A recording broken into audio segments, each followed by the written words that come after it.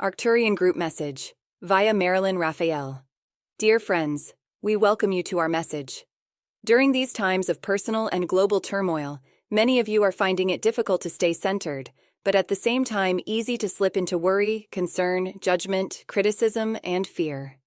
This usually happens when socializing with coworkers, family, friends, and even through the impersonal voices of the media. You may find yourself looking back on some social event that seemed to go very well, and suddenly realize that you had fully aligned with the three-dimensional thinking and opinions of those around you. This does not mean you have spiritually failed or must leave group discussions, but rather means learning to keep a part of yourself aligned with truth at all times. Your presence can boost a group's energy because one with God is a majority. Toss a seed of truth into these conversations now and then, and simply practice knowing that those who live from fear, judgment, and criticism are spiritual beings, hypnotized by beliefs of duality, separation, and two powers. There may be instances when you are guided to simply walk away, and you will know. Fear causes people from all levels of life to say things that may or may not be true in order to get others to agree with them, because it provides a sense of security and credibility to know that one is not alone in the beliefs they have long considered to be absolute and right, but which now are being questioned by increasingly more individuals. Earth is an extremely difficult school, and not for the faint-hearted, because most of Earth's appearances and experiences testify to duality, separation, and two powers. However, spiritual evolution is never solely dependent on personal choice, but rather is governed by a person's higher self, the self that has never forgotten who it is. Every person has a higher self that determines when they are ready for their next level of awakening and the experiences necessary to achieving it. Those who graduate from Earth School are able to live lives that reflect the higher energies of a consciousness of oneness, while living in third-dimensional density, and are well qualified to assist others to do the same. Much of what is presently familiar and has come to be accepted as normal everyday life on Earth will continue to change, as old energies fall out of alignment with the higher frequencies of ascension energy. Always remember that the divine realities that underlie everything on Earth remain forever intact. It is only the material sense of these things can die or disappear, and their reality will at some point manifest again in forms reflective of the new and higher frequencies. Resistance acts as a block to spiritual evolution because resistance gives reality and energy to appearances. Resistance is the ego's way of keeping you safe, because the human mind relies on what is already known and familiar while drawing from the collective. When you feel resistance to some aspect of truth, ask yourself, what am I believing that is making me feel this way? Is it true?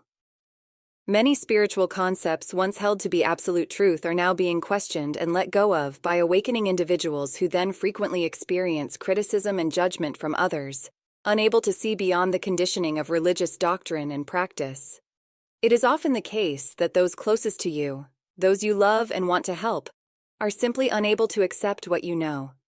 Forgive and let go of those dear to you who are unable to hear, understand, or come with you in spiritual awareness.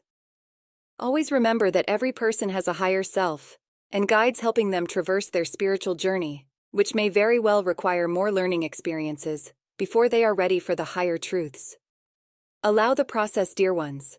Allow the process. Spend time in nature, in quiet, and going within more often.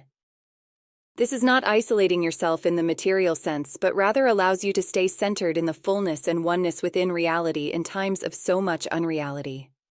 Those choosing to be on their phones 24/7, or feel that they must be constantly listening to the outer world in some way, will not hear the guidance of their intuition. The need for constant distraction is a perfect example of seeking outside of self for comfort and fulfillment. The still small voice within is always speaking, but cannot and will never be heard by those too busy listening to the three-dimensional world. The belief that saints and certain people are more blessed and loved by God than others will fall away, as increasingly more individuals awaken to the fact that God divine consciousness is manifesting its fullness as every individual. All life is the one and only life. All intelligence is the one and only intelligence. Every mind is divine mind, and every consciousness is divine consciousness individualized regardless of what each person chooses to dream. Throughout the centuries and even today, there have been and are true spiritual masters, who incarnated in order to serve and assist humans awaken, as well as to seed Earth's collective consciousness with truth. However, some of those who have been declared saints, according to three-dimensional standards of spirituality, were actually living from three-dimensional consciousness, performing rites and rituals, acting holy, and preaching concepts considered to be spiritual by those who believe in a faraway God.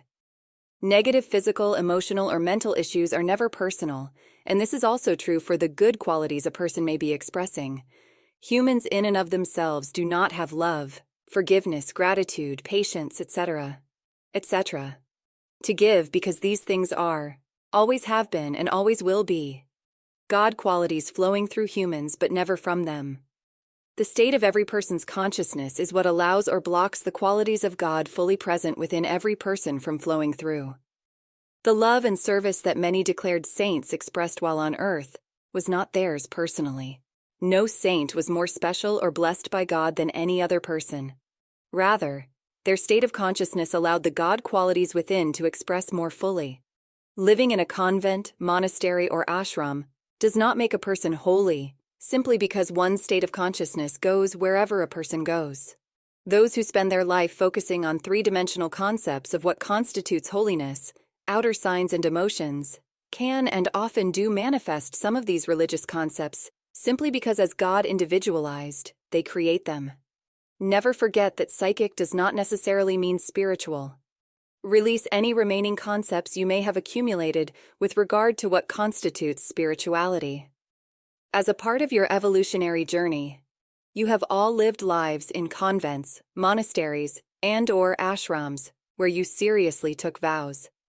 It is important at this time to state your intention to clear all past vows, promises, commitments, and contracts.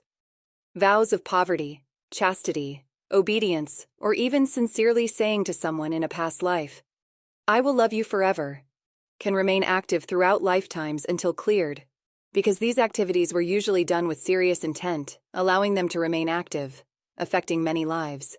Silently and secretly, be who you are. We are the Arcturian group.